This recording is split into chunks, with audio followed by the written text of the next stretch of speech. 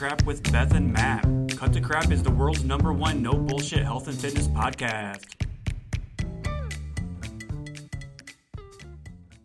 Alrighty then. Hi, hello, and welcome to episode 10.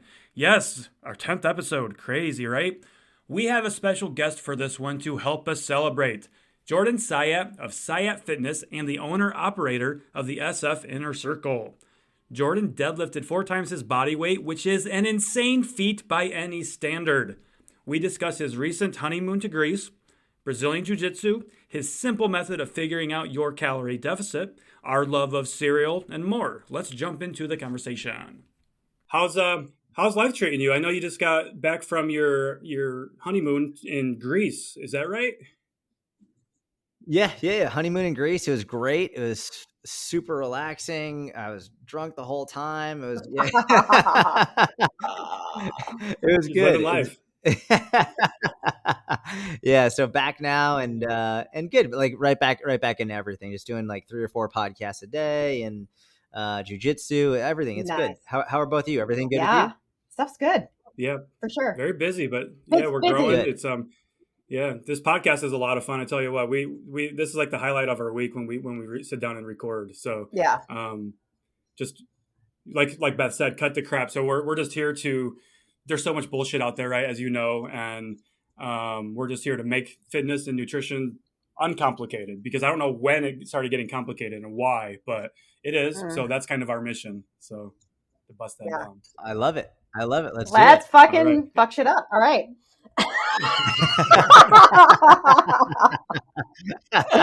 Well, first, congrats. Yeah. Thank you. It's good. People are like, what's it like? It's exactly what it was like before we were married. Yeah, it's great. It's good. There's like this sort of like comfort that comes with it, I think. And obviously if you're in a shitty marriage, that's not true. But there's something about being completely off the market, which is very nice, where it's like, don't have to worry about dating apps, don't have to worry about playing games. It's just like, there's just this comfort that comes with being married that I'm like, I didn't expect that level of like, oh, cool. I'm done. Yeah.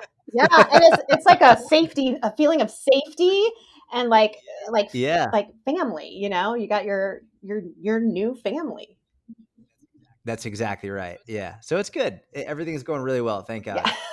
Yeah. And now you guys can build something together, right? So, and you guys just moved to Texas. Is that right? Yeah. We're in Dallas. We love it. You got to come visit. It's great. How is it there? You love it? How's the barbecue? Oh my God, that was so good. You know what? I actually took it to Hunter's, and me and Hunter and a couple other people and my husband had it, and it was so friggin' good. Yeah, we annihilated it. That's awesome. Thank you. Yeah. Of course. There's a bunch of barbecue places right near us, literally within like a 7-minute walk or drive. It's just like, I can see why it's one of the fattest states in the nation. It's crazy. It's like all the food that's available here. But it's delicious. It's wonderful. Beth sent my wife and I lobsters, like live. Oh, nice. Fucking what's that? Oh, how was the cooking situation? I never heard of that. Heard what happened. It was great. It was awesome. We ordered the wrong pot. So we ordered, you know how in like professional kitchens, like in like, I would say like a hotel kitchen, they have a pot. It's probably like a massive, huge pot. I got a huge pot that like didn't even like barely fit on our stove. And so that was a little bit of an issue. We already got a new size though, because we want to order lobsters more often, because it was just a really fun experience and they were delicious. But it was great. They came in and it was fine. Put them in the fridge and they were crawling around for a little while. Yeah. And it was fun. It was just a really good experience. Nice. Super cool. Do you have a favorite barbecue place in Dallas yet? I've been to Dallas a couple of times. I can't think of the name of the place, but there's this place that's very close to the airport. So we would always stop. I used to travel a lot for work, for my old job. Okay. And there was this barbecue place right by the airport, and it's like open pit. You just walk in and you can see the pit right there. And you just like, I want that, yeah. and that. And you just gorge yourself in meat, you know? Yeah. Was it Terry Black's? That name does not sound familiar. I'm awful with names, but it was super good. So that's all I know. I mean, I think I've been to the one that you're talking about, and Actually, remember, Beth, I don't know if you remember, Beth, there were several years ago, I ran a contest in the inner circle. I was like, I'm going to pick one inner circle member like to go meet and have lunch with. And I flew to them, and it was Steph Hayes, and she lived in Dallas at the time. Wow.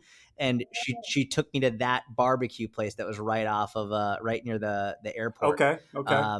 The one near me is called Terry Black's, which is like it's like consistently top 3 best barbecue in the nation. Nice.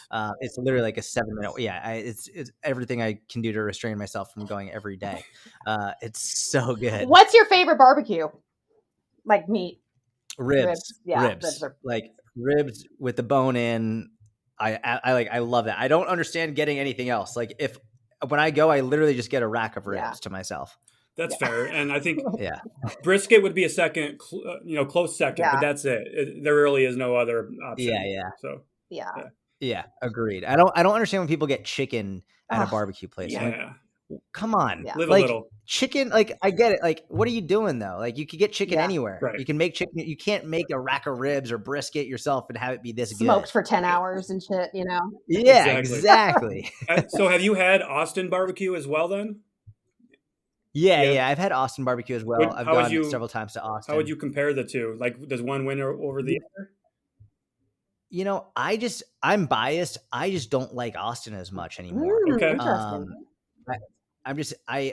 Now that I've been to Dallas and I live here, like I just really like Dallas a lot. I mean, the food is great everywhere. Like the food in Texas, wherever you go, I've loved it. Mm-hmm. But I just like the atmosphere of Dallas so much. I think it's much quieter than Austin. Oh, for sure. But it does have like a really nice city culture to it that I haven't seen before in Texas. Austin seems to be like almost like the New York of Texas. And I was so ready to get out of New York that I was like, I just want something a little bit different. So that's where I like Dallas. Yeah. What was your driving force to get out of New York City? It was a shit show in New York City. It was awful. Yeah. It was terrible. It was really, really bad. My wife no longer felt safe. When she told me that, and she didn't say that with an agenda. She wasn't saying that like, I think we should move. I remember there were a lot of protests right outside of our window, and there was a lot of like looting, and like I know some news stations like were reporting on it, and other news stations were saying that it wasn't actually happening. And I couldn't believe that because I looked outside my window and I like see shops like fucking burning and people taking rocks and throwing them through windows. And I remember I was about to go to jujitsu one morning and my wife was like, I don't feel comfortable going to work. What do you think I should do? Do you think I should take an Uber?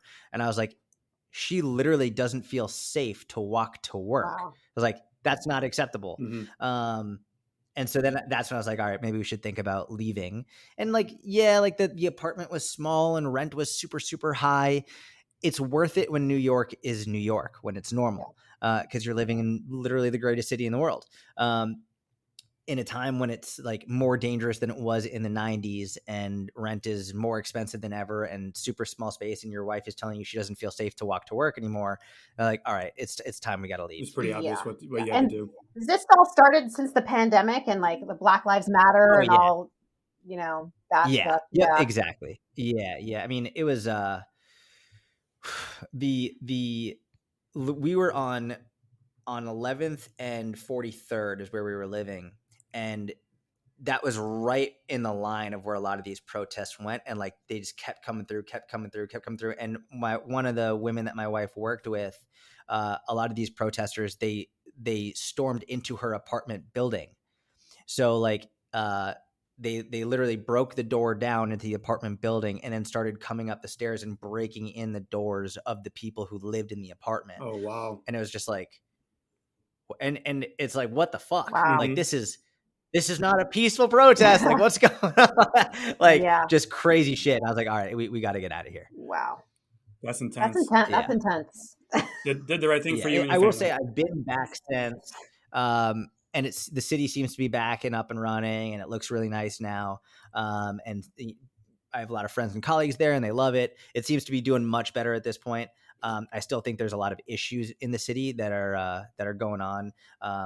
But I have a lot of friends who are a number of friends who are firefighters who they were told they would lose their job if they didn't get vaccinated, which I was like, man, like that's fucking crazy to me that like, these are the people who've you've relied on throughout the entire pandemic, and now like you're gonna remove them from their job. It's like and we don't have to talk about politics and stuff, but I do think that like I couldn't believe that firefighters were being like told you're gonna lose your job if you don't get this. And like, I'm vaccinated, it's fine, but like I also support other people's decisions if they don't want to get vaccinated. And I was like, yeah, just crazy to me. And it's like firefighters are that one profession that everybody has always respected and looked up to. You know, as kids wanted to grow up to be a firefighter or a police officer, even. You know, and I see where you're coming from for sure.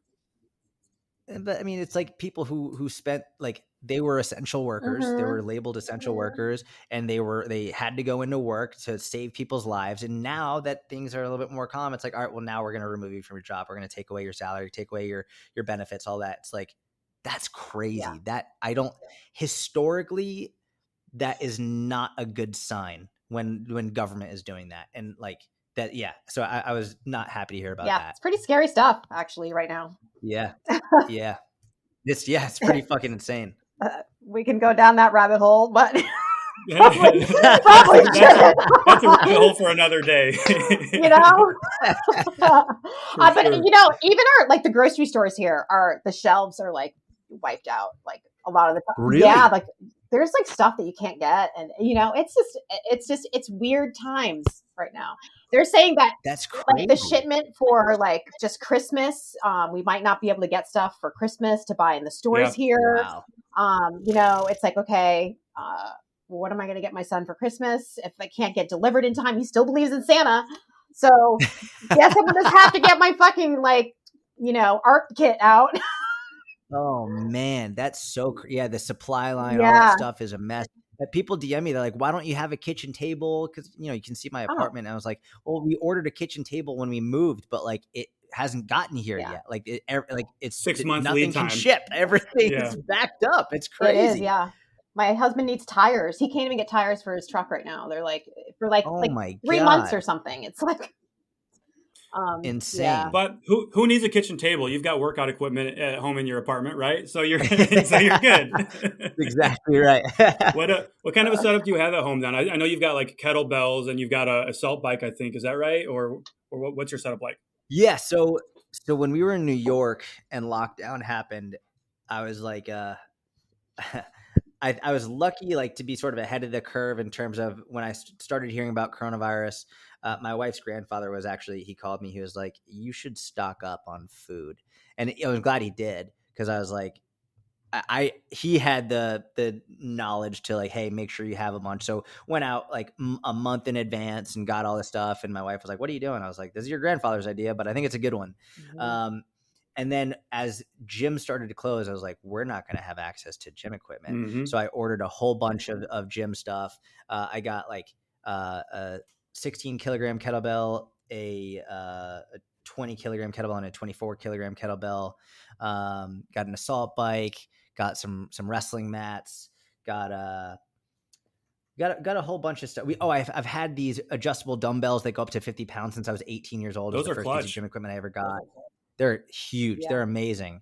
And that was really it. I have some bands and stuff like that as well, TRX, but that was it. So we had everything we needed when we were in New York. But when we moved to Dallas, it was actually funny. Like when we were started to talk about moving, basically in our mind, it was, we wanted to move to Israel, but the borders were closed. You couldn't move there just because like of coronavirus. So we were like, all right, so in the States, we were thinking about Texas, Colorado, and Nashville. Were like the three places that we were like, those would be really cool to live in.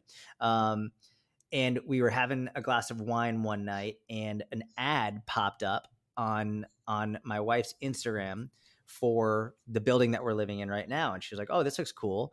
And we looked at it. It looked amazing. And so we literally signed sight unseen and we moved in. Oh, wow. But the building has an insane gym inside of it, like an amazing, amazing gym. So all of my gym equipment is actually in my closet because we have a gym in the building. Okay. And then because I'm weird with this shit, I have that gym downstairs, and I also have 2 gym memberships that I go to. One, I like a change of pace. I just like having different scenery, different like gym equipment.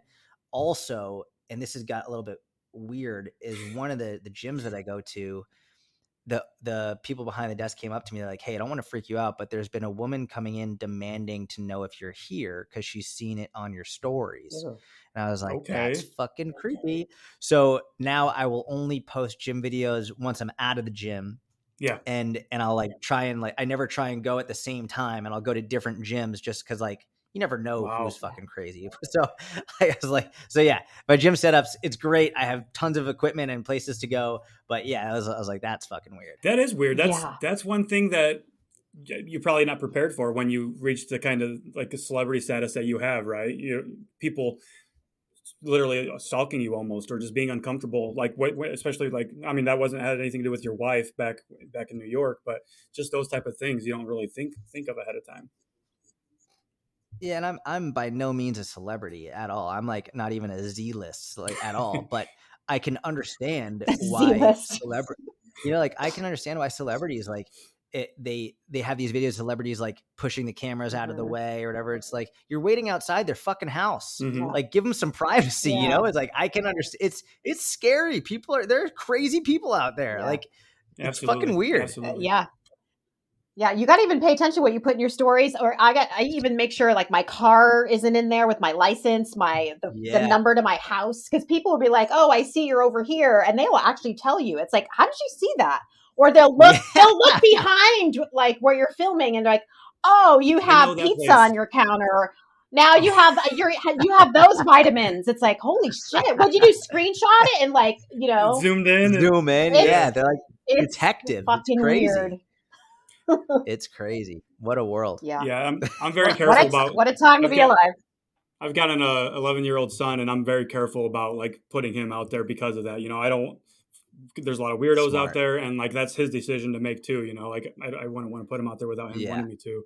But he loves what I do. He follows me like on TikTok and everything, and he's like, "You popped up on my FYP again today, Dad," and this and that. And so, what's really cool about it though is amazing. Like the things that I'm teaching and talking about on TikTok and Instagram, social media. He's learning these things indirectly through me too. These good habits and these healthy relationships with food. And of course, I encourage that with him as well. But just him watching my videos, like he'll talk about his mom trying to lose weight and things like that. And he'll be like, "Mom, you shouldn't be doing that," and things like that. So it's super cool.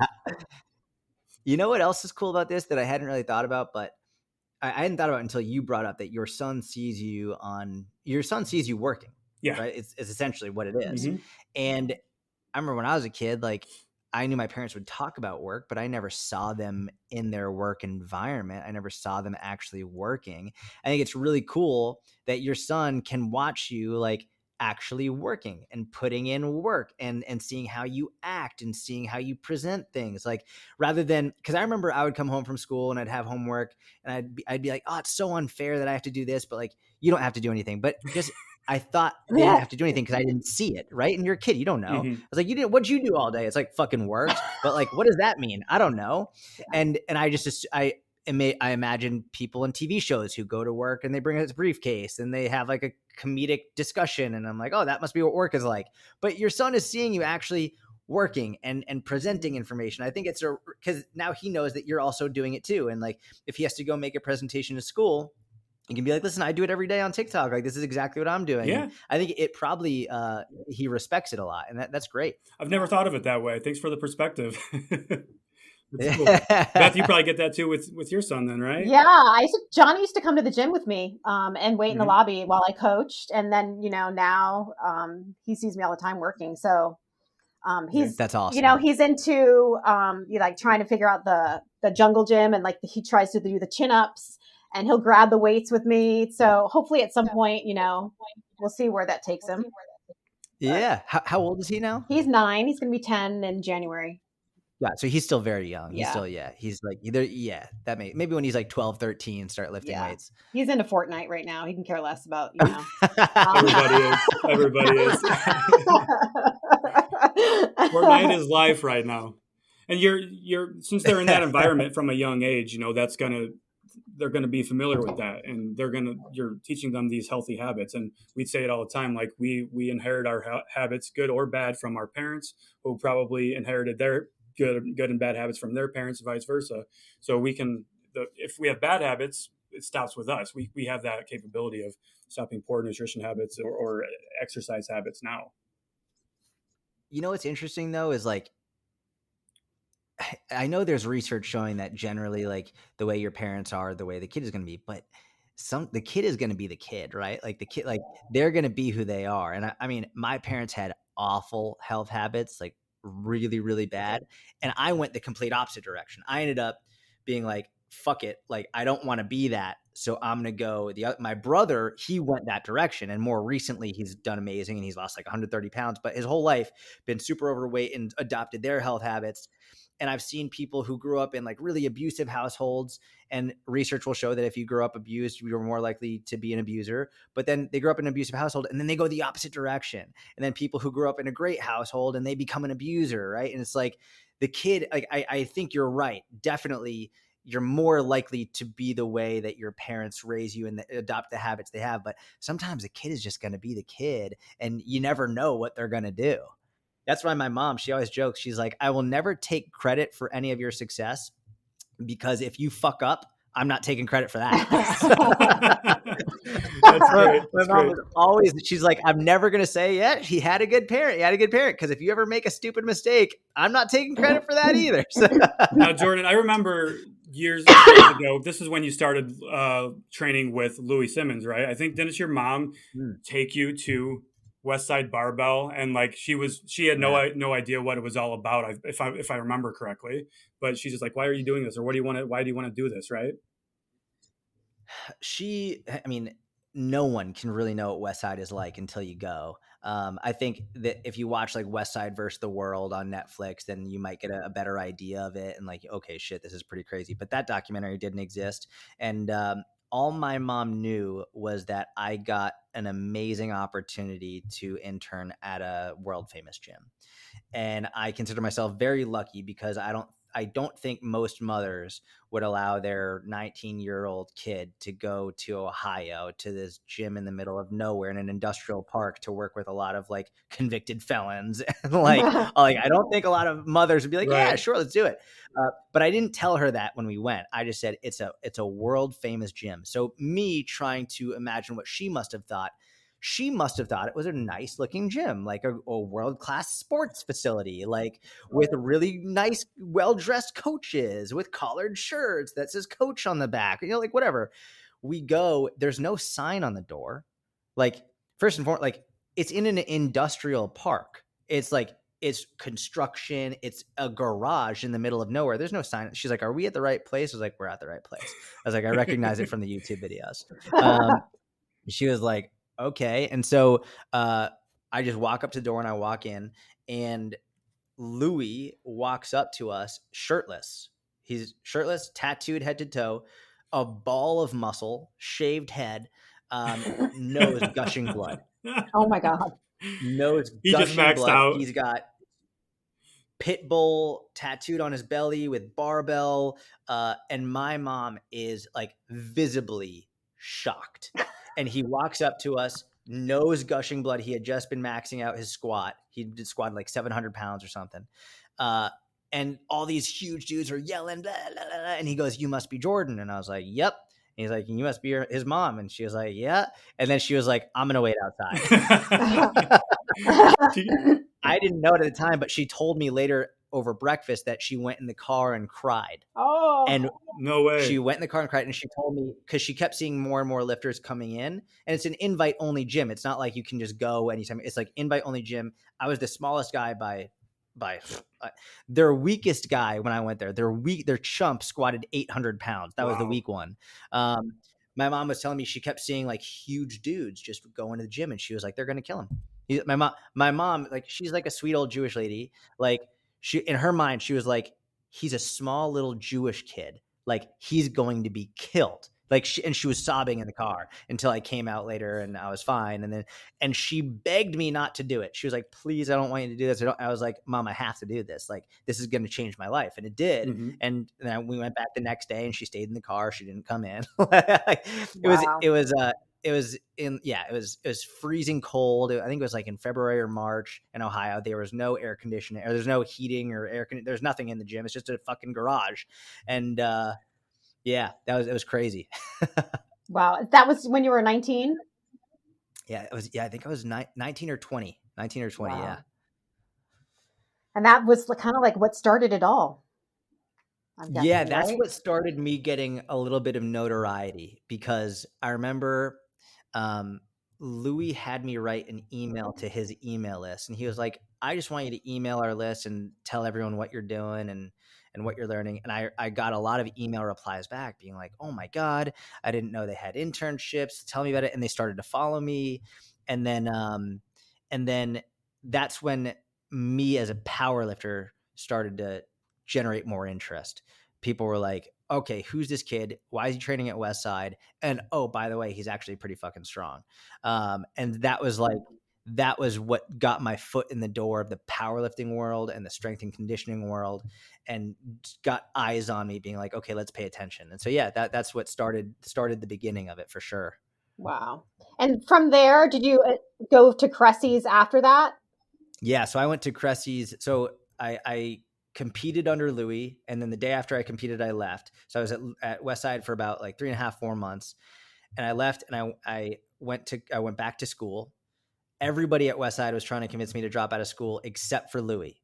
All of the lifters were like, drop out, like just stay and lift. And I almost got a Westside tattoo on my chest. Like I was like, I'm Westside for life. I was ready to go. I was drinking the Kool-Aid. I was in. And all of the guys were like, drop out, just stay here and lift. And I was like, yeah, it's a good idea. And then Louis, he must have overheard, because he hears everything. He was like, you're not staying here. He was like, you're going back to school. He was like, do you know why I brought you here? And I was like, no. He's like, because you're really smart. And because he's like, I'm tattooed head to toe. I've been to prison. I can't speak at colleges and universities. They don't like people like me at colleges and universities. He was like, you can present the information that I've taught you, and you can teach people the right way to lift. You're going back to school. Wow. And I was like, okay.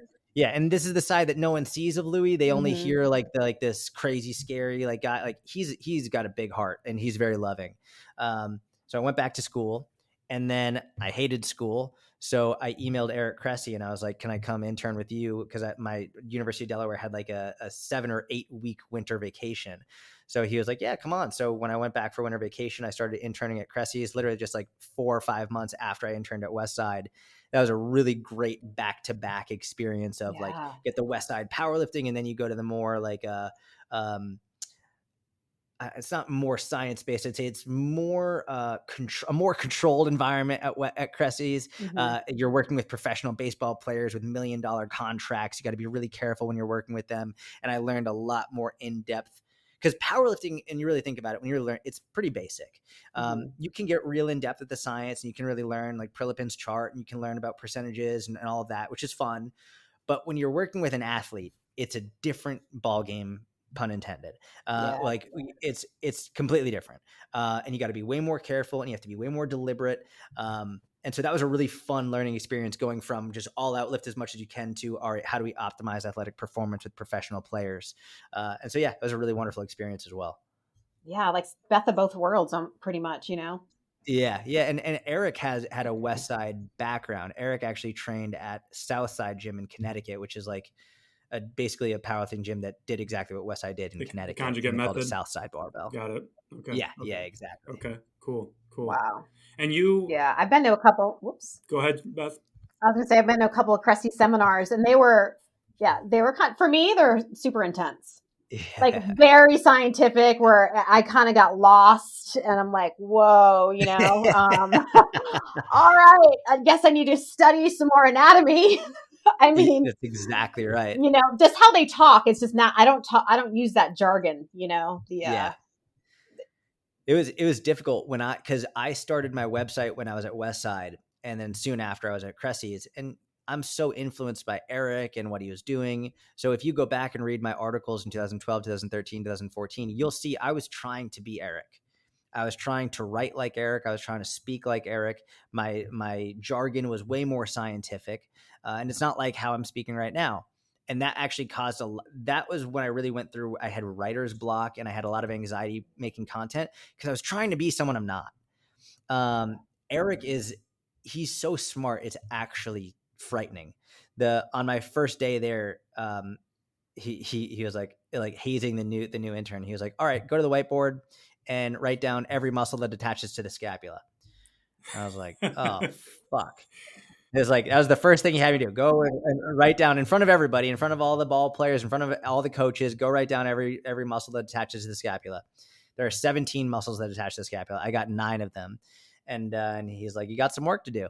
And that, yeah, it was a tremendous educational experience. Yeah. But in terms of, I think it was a great opportunity to understand, like, great growth experience for me and probably for you as well, to understand you don't need to speak like that in order to be a great coach. Mm-hmm. I think it's easy to get caught up in listening to someone speak like that. And you're like, I want to speak like that. I want to like do that. But if it's not you, it's not you. That's Eric. Eric will literally spend his free time going to surgeries to watch surgeries on elbows and shoulders so that he can see what the actual joint looks like and what the attachment looks like.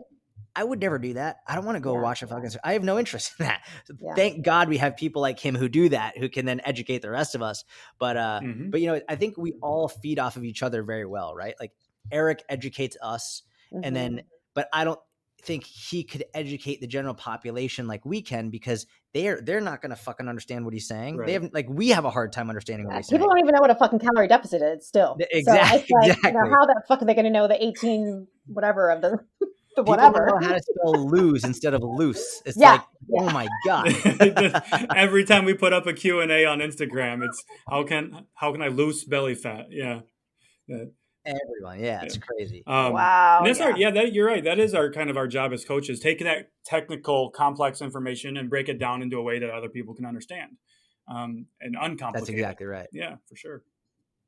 We run into that kind of stuff on TikTok, where actually people, you know, you have the coaches that are just like the scientific, and then they'll come after the ones that are just talking to the general public, like me and Matt. You know, it's like, we don't need to just talk like that, you guys. Like, yeah, correct. Chill the fuck out. Yep. Usually what I found is they get jealous. What I found is often the coach, not always, but often the coaches who can't break things down more simply like we do, they also tend to be the socially awkward people in a group. They also tend to be the people who are like, they're not good in a group setting. They have trouble relating with people. And I think it's because their intelligence is so high, I think they're so fucking smart, and so their IQ is so high that it's difficult for them to actually have a conversation that's not as high level. And so I think they see people like us taking information, breaking it down much more simply for general population, and your audience growing and people reacting well to it and people really liking it, and they get jealous. And they're like, no, but like they don't know the science. They don't know as much as I do. It's like, it's okay. We don't need to know it like that. We don't need to explain it like that. It's like, we know enough. Let's get the information out to the public. Yeah. I'll never claim to be an expert in anything, you know, like I'll surround myself with people that are smarter than me is what I like to say, you know, on my team, with people that I connect with, other coaches, things like that. I don't want to be the smartest person in the room. I just want to be able to connect with everybody, really. I like that. I like that a lot. Yeah. I have a question for you, Jordan. And because only this has been bothering me for a while. It's nothing serious. I'm like, what did I do? So, you know how I actually learned from you and from others to figure out your calorie deficit, a basic way to teach the public, right? Taking your goal weight, multiplying by 10 to 12. Yep. Well, in the whole world of other coaches, and this has happened to a lot of the coaches that are in the mentorship as well, have gotten completely reamed out for making videos about taking your goal weight times 10 to 12. That is completely unsustainable. It doesn't make sense. Where are you getting that from? You're hurting people. So I just want to know, like, what is the theory behind it, why it works, and things like that. If you can break it down. I could find an article. It's from, I got it originally from Lyle McDonald, right? Years and years and years ago. I'll send you the article. It's a great article. He explains, and in his article, he used body weight. He used current body weight, and I changed that to goal body weight because I found body weight. It didn't account for many of the outliers, people on like the extreme ends of the equation.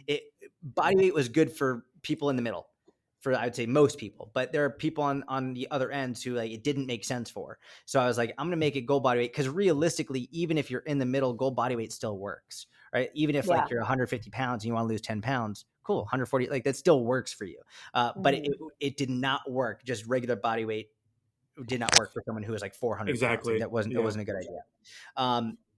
So in Lyle's article, he explained where the 12 came from. And basically it comes from when you're looking at all of the different elements that make up your metabolic rate, from your BMR and from your NEAT and your T and all that stuff, from all like the different elements of this, it added up to this 12. And I can't recite it off the top of my head, but Lyle is probably the smartest person in the entire industry.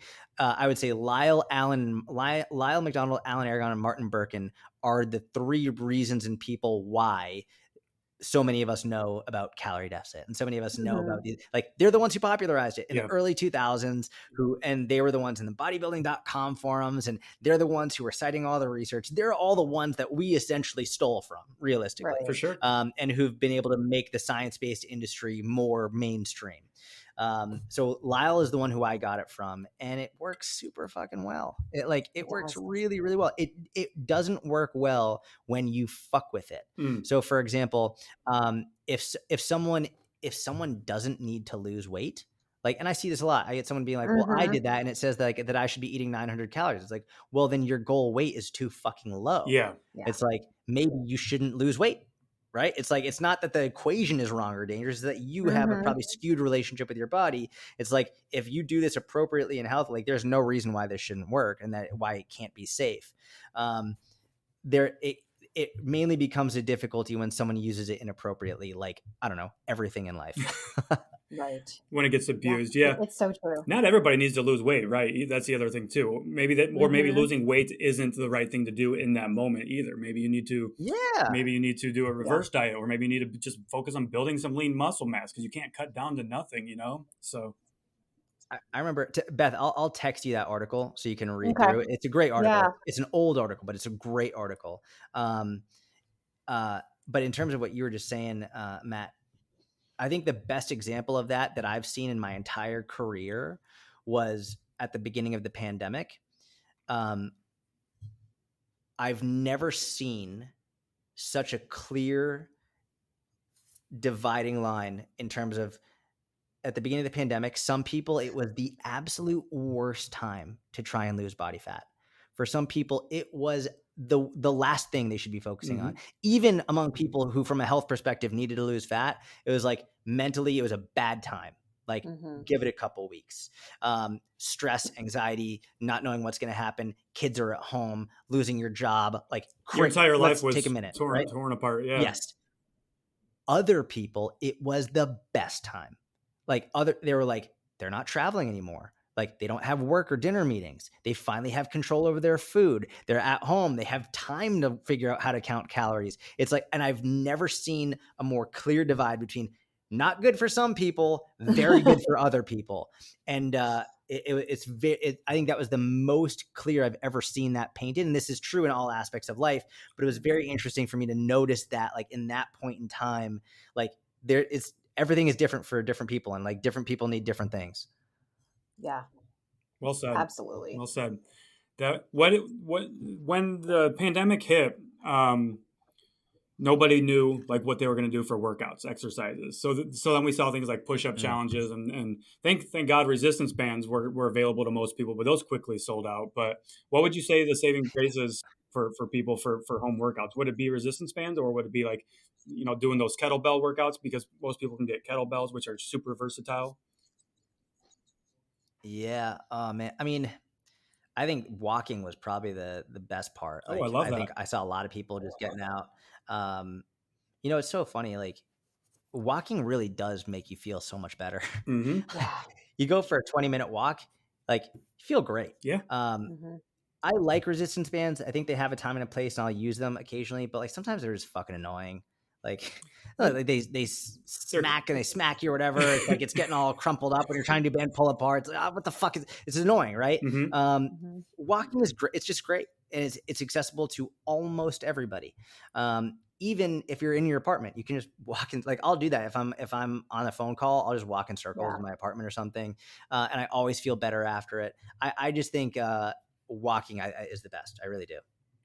Yeah, I agree. Oh yeah, super underrated. Beth, I know you do your two walks every day. I do my 2 walks every day, and it's something I talk about heavily on social media. Is like just get 2 10-minute walks a day, and with 2 10-minute walks, you're probably going to be going on a little bit longer than the 10-minute walks anyway. Correct. You know, so it's a great way to get people moving. I totally agree. Yeah, it's like the first thing I say when someone's like, I don't know where to start with exercise. Walk. Yes. Yeah. Fucking walk. That's it. It's exactly right. Get the fuck outside and go for a walk. When that's actually one of the areas that my coaching has changed a lot over the years. I used to, when I was younger, and even probably 20, up until 26 or 27, up until a few years ago, when someone would say, hey, I can only focus on nutrition or training, what should I do? I would always say nutrition. I'd be like, nutrition first. And that was like my go-to. And actually there was a lot of research supporting that. But in the last couple of years, I changed that because I actually realized this when I was coaching Gary Vaynerchuk. It was very interesting. I noticed that as long as Gary did something that day, even if it was just like 10 or 15 minutes of stretching or foam rolling, his nutrition was markedly better. Okay.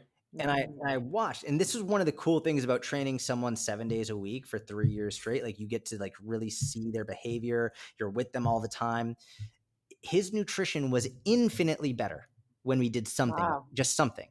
And I didn't ask him directly because I didn't want, like, he's very intuitive with how he interacts with people and he like would read me. I didn't want to like potentially have him change his stance, but I wanted to figure out, I was like, why is this? And I realized it's because if he just got in the gym, it was now worth it to eat well the rest of the day. But if he didn't do something, it was no longer worth it because why bother? He didn't work out. And so that's what changed my recommendation. When someone's like, what do I start with? I'm like, start with walking, because walking is going to make you feel better. You're going to end up like, never mind, like just like feeling better for a number of reasons, but literally endorphins increase. Like you actually feel better. You feel more accomplished. And now it is worth it to have the apple instead of the donut. Now it is worth it to have salad. Now it is worth it to drink more water because you did a little bit of a workout. And then I see those habits starting to improve once they start with something simple like walking. Whereas nutrition, yes, I think ideally you'd start with it first, but when you're eating the apple, you're like, oh, this sucks. I'd rather have the donut. And like, you don't feel better after having the apple. Like you don't feel, oh, like I feel great. You're like, no, I feel like I still want the fucking donut. And it's like, it's when you can actually improve your mood through exercise, with that mood increase, I think you see better adherence to nutrition. Classic habit stacking, pretty much. True, huh? Yeah, that's right. Amazing. I know I do. I used to do I still do my walks, of course, but they were working walks. So I would always be recording content or answering emails or questions. And I've got a mindset coach, and he's like, no, your walks are that's your time to yourself, for you to decompress, for your mental health. So now I'm still guilty of doing it occasionally, but now I'm like my morning walks, at least I'm unplugged. I don't even take my phone with me anymore. And it's been a difference of night and day for me. I love that. That's amazing. Yeah. I need to take note of that.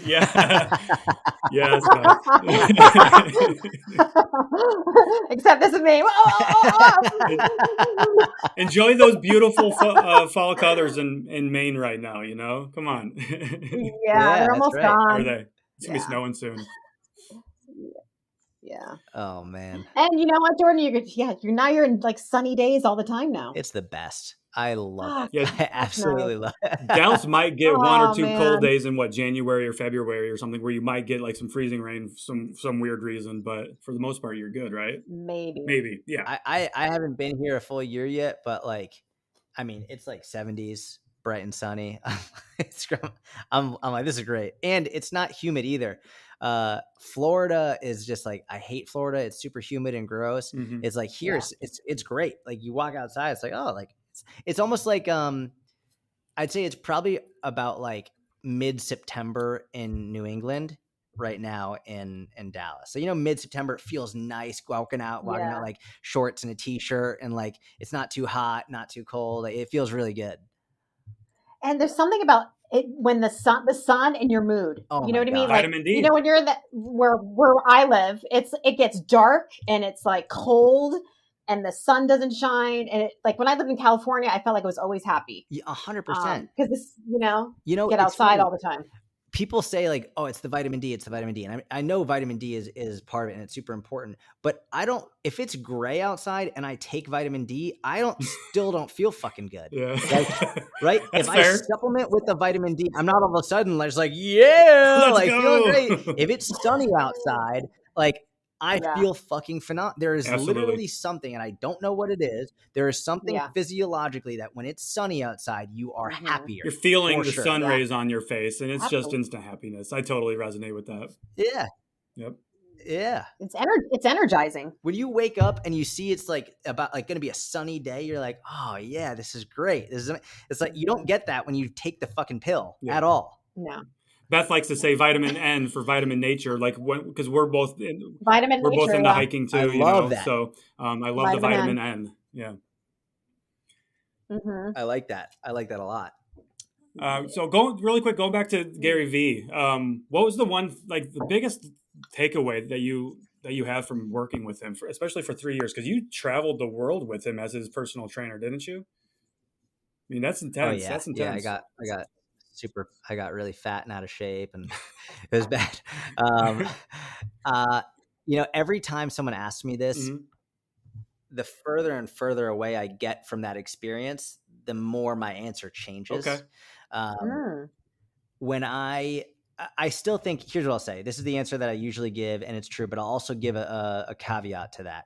The answer when most people say, what's the best thing you learned from Gary? They're usually thinking like, what tactic did he teach you? Like, what was the secret thing? It's like, no, the thing that I really learned was how hard this guy actually works. He works so hard. It's you can't understand it. And I didn't understand it until I saw it. If someone told me that they compared the President of the United States schedule to Gary Vaynerchuk's schedule and that Gary was busier than the President of the United States, I would believe it, like fully. That guy goes from 5 a.m. until midnight, 1 or 2 a.m. every single day, nonstop. He's booked out 6 months in advance, at least. Everything is in his calendar, from his shower to his car ride to everything. Booked out minute by minute by minute, 6 months to a year in advance. And he does not stop all day. And for me, that was a huge learning opportunity from the perspective of I was working hard, but not that hard. And I realized even if I work half as hard as him, I'm going to make some really great gains in my business. And that's what I did. I was like, I'm going to work harder. And I actually let my fitness fall by the wayside, and I stopped training, and my nutrition went to shit, and I stopped sleeping, and I just only worked in my business. And like, I don't regret it. Like, some really amazing things happened, and this is what's changed now as I've gotten older and I get more removed from the situation, is I think another great lesson that I've learned from Gary and from working with Gary is that I don't want to live that life. I don't want to live the life that Gary lives. And I think me 4 years ago would have like gotten offended if I heard someone say that. It's like, you don't know him, da da da da da. It's like, no. One of the things Gary really preaches a lot is finding your own happiness, what brings you happiness, like what brings you joy. And I think at this point in my life, I have no interest in being on social media all day.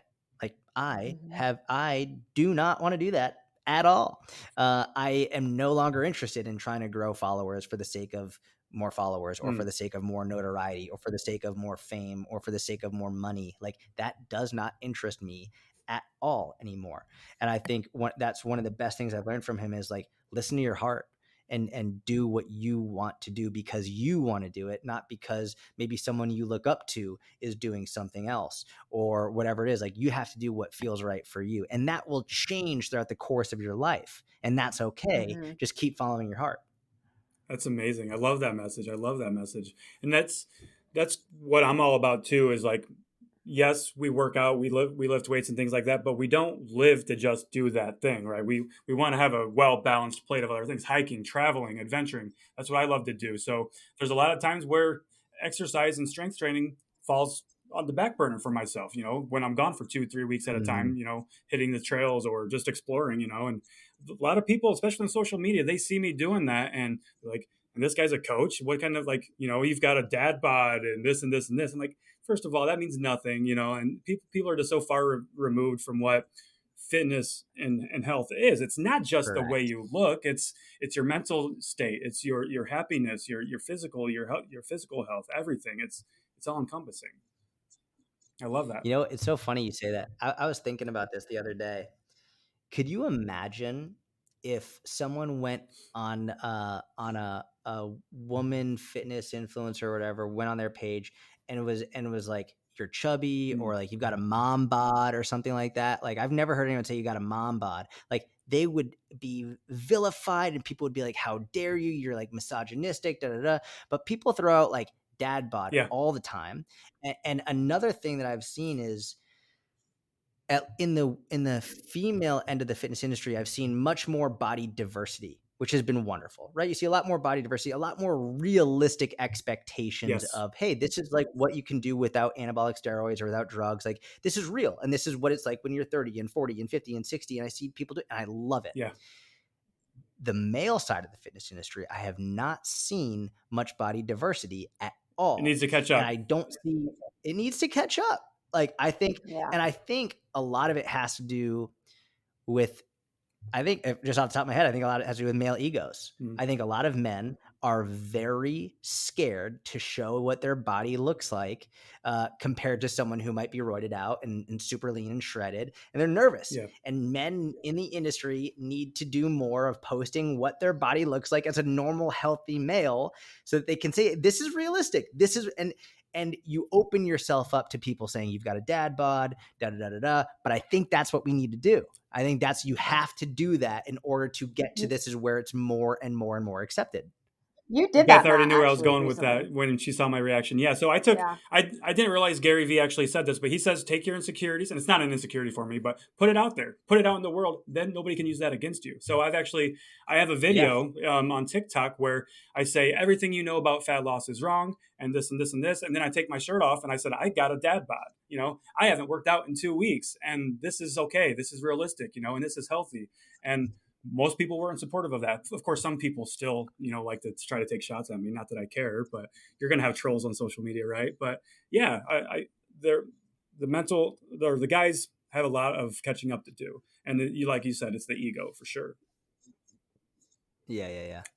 It's still taboo for guys to talk about our feelings and emotions and mental health. So it's true. It's funny. It's very odd. It's very odd for people like to make that an open conversation. It's difficult. It's a difficult conversation. Yeah. Where are you at currently with what are your goals right now? I know you're doing BJJ. So is that like what your main focus is at the moment? I am obsessed. I am absolutely obsessed. You know how CrossFit is like a cult? And people who do CrossFit, like, do CrossFit. You should do CrossFit. I'm like that with jujitsu. I'm like the jujitsu cult. I'm like, everyone should do jujitsu. It's the best. Like, that's all I think about. It's all I want people to do. It's like, I'm obsessed with it. It's a really wonderful experience. And I'd say one of the things I really love about jujitsu is with strength training. When you start doing strength training, people fall in love with it so quickly because they see their progress exponentially, like workout over workout, you're stronger. And it's like a very quick way to be like, wow, like I can do this. Like I am strong. And you immediately get this feedback. And then, but you see the a year, 2 years, 3 years in, that's when it gets difficult. That's when it's like, shit, now it's harder to get stronger. I've been at the same weight for 3 months. That's what's difficult. With jujitsu, it's the opposite. With jujitsu, the first couple of years, you just get fucking destroyed. Like you can't do anything. And I swear on my life, within my first couple, like I come from a wrestling background my whole life. I'm an elite world-class powerlifter. I consider myself very capable in a street altercation and like strength-wise. When I started jiu-jitsu, I was like, it's not going to be a problem. Like, I'll be fine. I swear on my life, I almost cried. I'm not joking. I almost cried during my first couple of classes because so it goes white belt, blue belt, purple, brown, black. To get your black belt in Taekwondo, you can get your black belt in a couple of years, and like it's in Jiu-Jitsu, it takes at least 10 years. At least 10 years to get your black belt. And that's like pretty fast. So it's like takes longer to get your black belt than it does to become a doctor. White, blue, purple, brown, black. I was going up against a blue belt. I couldn't do anything. And it wasn't like he was choking me out or like hurting he was just holding me against my will. And I couldn't move. And I remember he was like, come on, man, you got to move. And I was like, bro, I can't. Like he was holding, I was on my back on the ground and he was on top of me and I couldn't move. I'm a strong dude. I'm like, I couldn't move. And I literally wanted to cry because in my mind, I was thinking, man, like I can see why it would be so emotionally distressing for someone to like be raped or like to have just completely your body you have no control over it. And someone else is I was almost in tears. I was like, this is awful. And I don't know the exact stat, but from what I've heard from gym owners of jiu-jitsu schools, like over 98% of people who start and get their white belt never make it to blue belt because it's so demoralizing and so difficult early on. But if you stick with it for at least a year, you're exponentially more likely to keep going because once you start to skill stack and habit stack and get everything and it starts to make more sense, then you can start to see, you can start to defend yourself and you can start to actually like maybe beat someone who beat you before. And it's like all of the amazing feeling you get from strength training early on, it's delayed in jiu-jitsu. But I think that makes it even more addicting and more exciting. If you make it that far, you're like, oh my God, the possibilities are endless. And there's also, I know a lot of people feel this when they strength train, you feel more confident walking around, like, cause you're strong. Absolutely. You feel a little bit more safe. That is when you realize that your strength means fucking nothing against someone who's even marginally learned in martial arts. Mm-hmm. Is like when you start learning jiu-jitsu, the confidence that you have to protect yourself and to protect your family if you need it is insane. There's this little girl, she's 15 or 16 years old. Her name is Vanessa. She trains at the gym I go to. I'm not kidding. She's about 90 pounds. She kicks my ass. Like She chokes me out. She could break my arm multiple times in a session. Wow. I'm not joking. Her name is Vanessa. She's like, I told her the other day, I was like, just so you know, I've spoken about you on multiple podcasts. Like if we met in the street and we got in a fight, this little girl would kill me, not exaggerating. And that's one of the cool things about jiu-jitsu is it's a specific type of martial art that even if you're the smaller person, size is not irrelevant, but almost irrelevant. Strength is almost irrelevant. And it gives, as long as you're more skilled, you have the advantage. And the confidence that you get from that, walking around knowing that, God forbid, if you need to handle it, you've got it, is unmatched. Like better than any deadlift I ever did, than any chin up like anything. Like it's unmatched. Wow. It's really amazing. Yeah. And so Beth, I see you're like the wheels turning. I want you to get into jiu-jitsu after this. There's actually a jiu-jitsu place in town here. It's supposedly really good. Do it. I mean, usually they offer at least like one free class or like a free week or something. Yeah. Like go and just keep that. One of the best pieces of advice I ever got was from a guy named Damien, super like very high level jiu-jitsu athlete. Within my first couple of weeks, I was like, what's your advice to someone just starting out? He was like, just know that you're going to get smashed for the first 2 years. Mm-hmm. And I was like, perfect. So for 2 years, I can't get upset if I'm not beating anybody. That's like immediately what I put in my head. For 2 years, I can't get mad about it. And I just crossed the 2-year mark, and I'm just starting to like really like it's true. And yeah, it really was true. I just crossed the 2-year mark. I do think for someone who doesn't have a wrestling background, I think it would take longer. And I think he might have adjusted for that. I couldn't imagine, like, if you don't have that, it's going to take longer. Wrestling, it's similar. It's still a grappling sport. But so it's going to take me 3 years. Takes it to another level. Yeah, I would say take 3 years before, like, to give it a real shot. Three times a week for 3 years, you'll be a completely different person. It's fucking amazing. There's a guy at my gym that's been trying to get me to go. How often do you go to jiu-jitsu? Do it. You should both do it. I do jiu-jitsu bare minimum 5 to 6 times a week. Wow. I'm obsessed. Oh yeah. I do it almost every single day.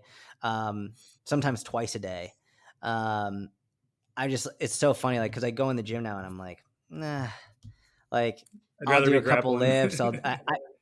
I'd rather be grappling. I'd rather be like, and it's crazy because I'm sure, Beth, you've noticed, like, I do way more conditioning now than I used to. Yeah. I started, like, improving my flexibility much more. It's all because of jiu-jitsu. It's like, because, this makes sense.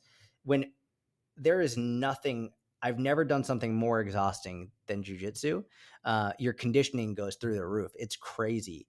And it's hard to, so the assault bike is awful, feels terrible. Like, it's just like you're exhausted, right? It's a great form of conditioning. And, like, sometimes you're doing it, you're like, oh my God, this is like the worst thing in the world. The difference between, like, sprinting or assault bike or rowing is, if you're doing that properly, your muscles are relaxed, right? If you're doing it proper, you're not tense. You're not, like, squeezing. You're like, okay, I'm going to move this with as little effort as I can, but your heart rate's going to get up. When you watch a great sprinter, their cheeks are shaking around and, like, all their muscles you can see everything shaking because they're so good at relaxing their body.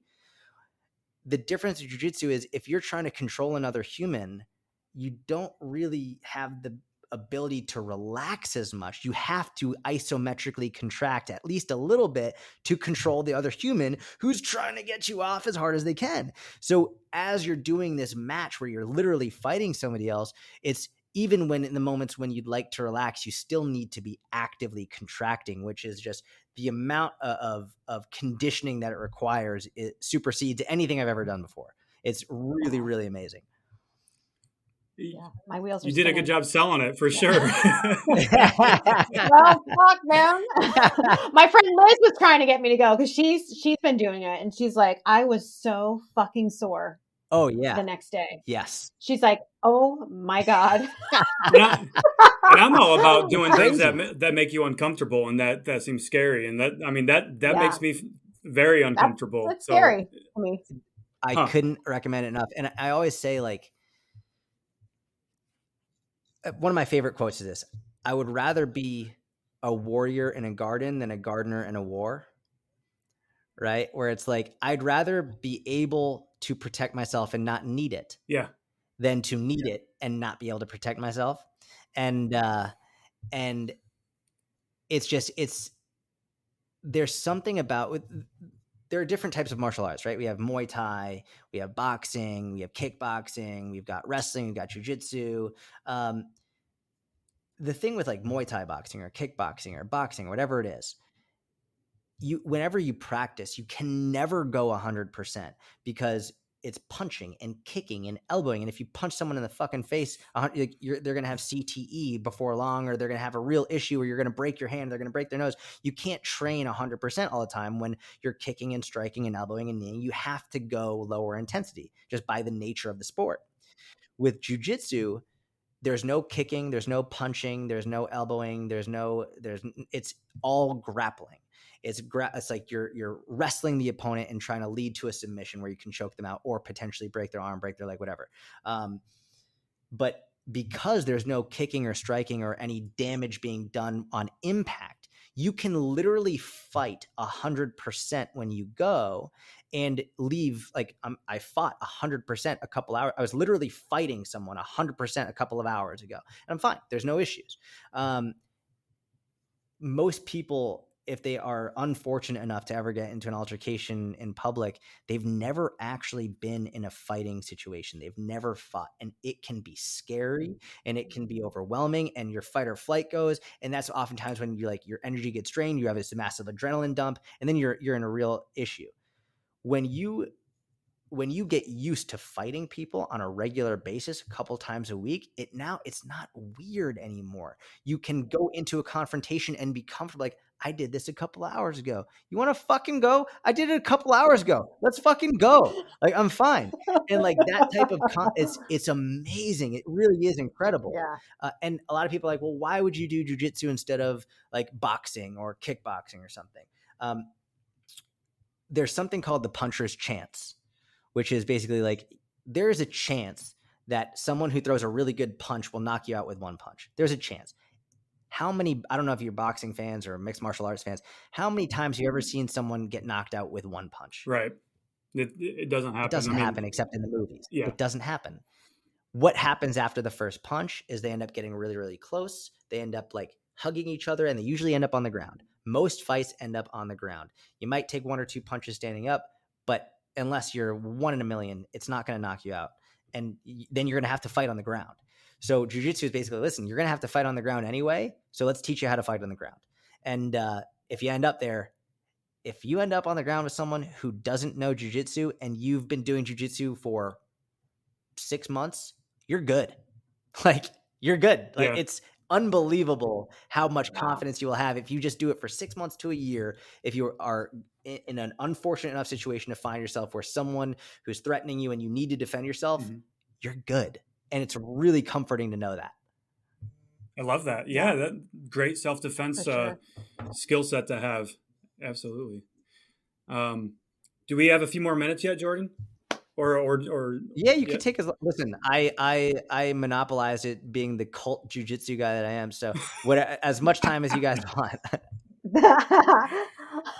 No, I love hearing about it. Yeah, for sure. I think it's awesome. My wheels are spinning too. I'm thinking about taking that guy up at the gym. Like, bring me along. Let's go. Come kick. I think he just wants to kick my ass. Is what it is. I know, right?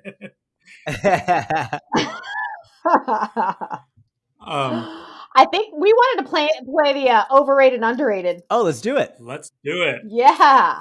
All right, Beth. All right, Matt. You want to start? Yeah, I'll do the honors. So first one I want to start with. Let's have a little fun with it. So, Harry Potter as a Christmas movie, is it underrated or overrated as a Christmas movie? As a Christmas movie, oh man. I think this is a hot debate that I've been seeing lately. Really? Yeah. I haven't even seen. I would say, is there a Harry Potter Christmas movie? No, like as a Christmas movie. Like this is the season you start you binge watch Harry Potter essentially because it's the holiday. Yeah. I'd say it's probably properly rated. Properly rated. Like, yeah. Okay. Yeah, I'm a Jew, so I'm not celebrating Christmas, but yeah, like during this time of year, I think it's probably properly rated. Okay. All right, what do I have? Having a business coach. Underrated. Very underrated. And I'll say, coming from someone who spent thousands and thousands of dollars on shitty business coaches, it was worth it to find the one business coach that changed my life forever. Like completely and utterly changed my life forever. I could not recommend it enough. Yeah. In the same way that your clients benefit from having you as a coach, you benefit from also having a coach. Absolutely. I wouldn't be where I am without the business coaches that I've been working with for over a year now. It's complete. I don't have one. I was just thought of, should I fucking get one? Maybe, Beth, maybe. I think most people can benefit from having a coach of some sort. Correct. It's that accountability, something to bounce ideas off of, things like that. Yeah.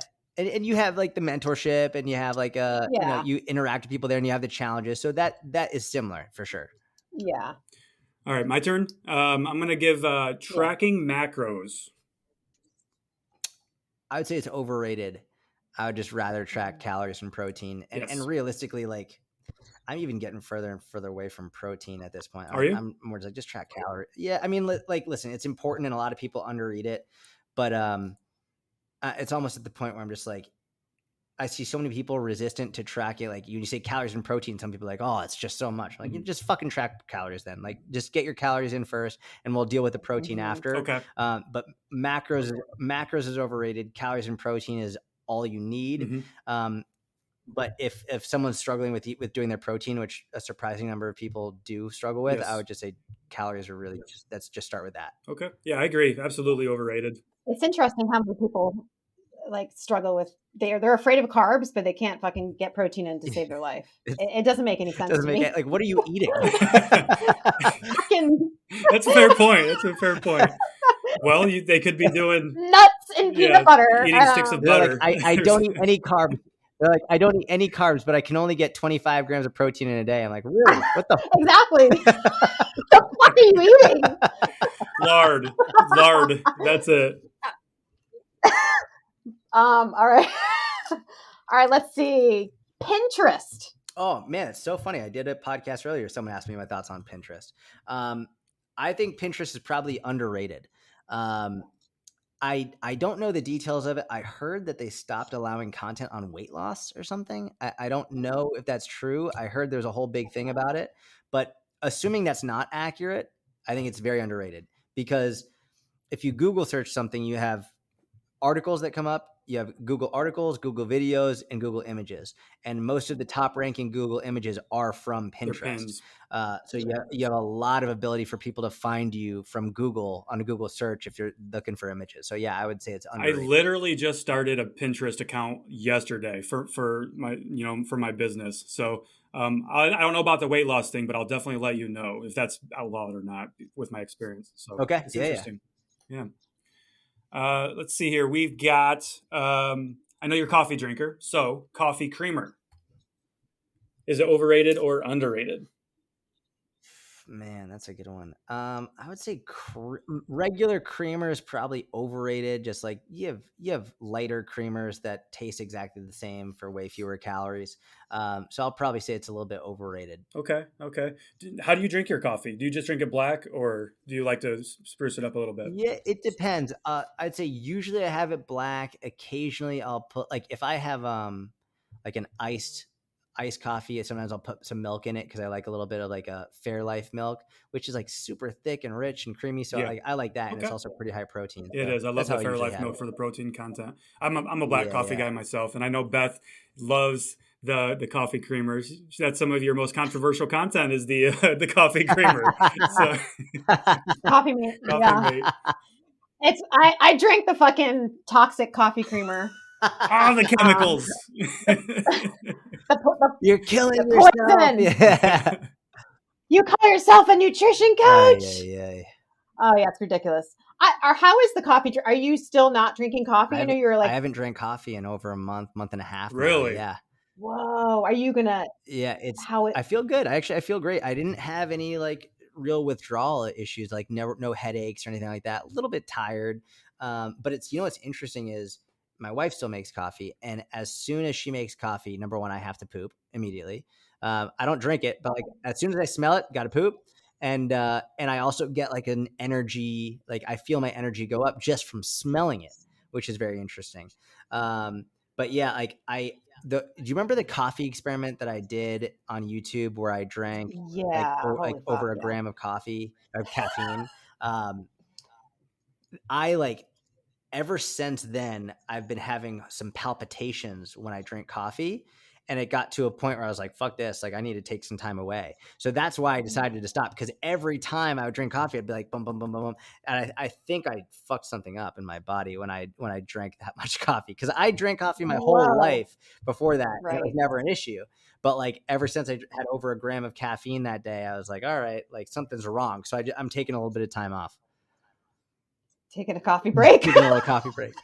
It's crazy how much we rely on caffeine and coffee too. Because I just made a video the other day talking about how coffee doesn't dehydrate you, because a lot of people think it does, And I said, you really if you're getting about 5 cups a day, then you're looking at a slight diuretic effect maybe. And then people are like, 5 cups? That's I should only be drinking 5. I'm like, I said you should probably be less than 5, and everybody's freaking out. So people go crazy on their coffee for sure. And I love coffee. Yeah, they do. But I try to limit it to 2 cups a day myself. So yeah.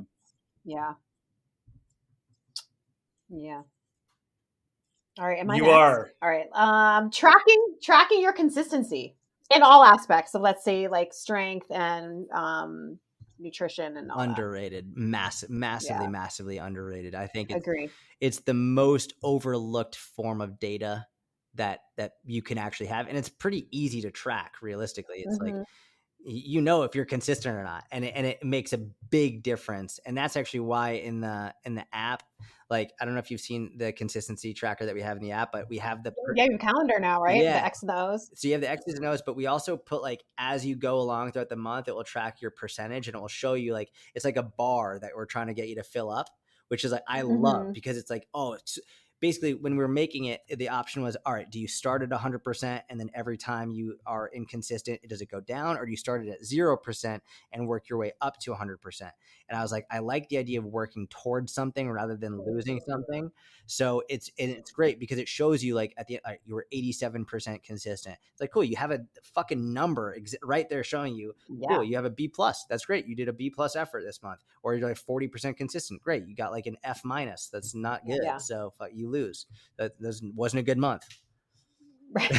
I think that's half the battle. People really just don't know what the fuck they're doing. Correct. Like, you know, like, I've been so good this month, but nothing's working. Okay. We're like, objectively speaking, how do you know you were that good with your workouts and everything? Correct. Have you been keeping track? You just did a post on that, I think, yesterday, Jordan, or the day before, talking about somebody comparing their weight loss to somebody else's. And you were talking about, you know, were you at least 80% consistent? That's going to give you pretty good results. Not as good as 90%, but most people are probably only 50% consistent. And that's why you're not seeing results, right? Correct. That's exactly right. Yep. Awesome. So that's literally like, take a calendar X when you're not consistent, and then hopefully you've only got like 4 or 5 of those a month, right? And then you're good. Yeah. Yeah, that's exactly right. Excellent. Let's see what I got next. Okay, this will be my last one, and this is a personal favorite of mine. Cereal. Overrated or underrated? Underrated. I love cereal. My buddy Derek, when we were in elementary school, we fought over the title of Cereal King. And who won? That's a good question.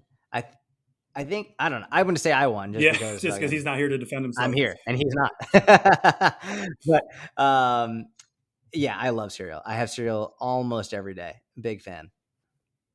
Same. I saw your Cinnamon Toast Crunch story this morning, and that's actually my favorite cereal, Cinnamon Toast Crunch. I have a bowl almost every night. So it's the best. It's the best cereal in the world. It's so good. So fucking good. So processed. Oh, I love it. All that processed goodness. All the chemicals. Oh, it's so good. We're going to piss somebody off with that. Love it. Oh, it's been so awesome talking to you, Jordan. Yes. Yeah, thank you for having me. I hope this was good. I hope you enjoyed it. Like, thank you. This was great. I had a lot of fun. Yeah, amazing. Thank you for your time. So much really fun. Appreciate thank it. You. Of course. Yeah. All right. And that is a wrap for this episode of Cut the Crap with Beth and Matt. Did we help you cut through the bullshit? We want to know. Send us a DM on Instagram and share your thoughts. We'd love to hear them. And if you did find this one helpful, why not share this episode with a friend? I know I personally love it when a friend shares their favorite podcast with me, along with a text saying, "Oh my God, you have got to check out this podcast. You'll love it." And of course, don't forget to subscribe to the podcast so you don't miss future episodes.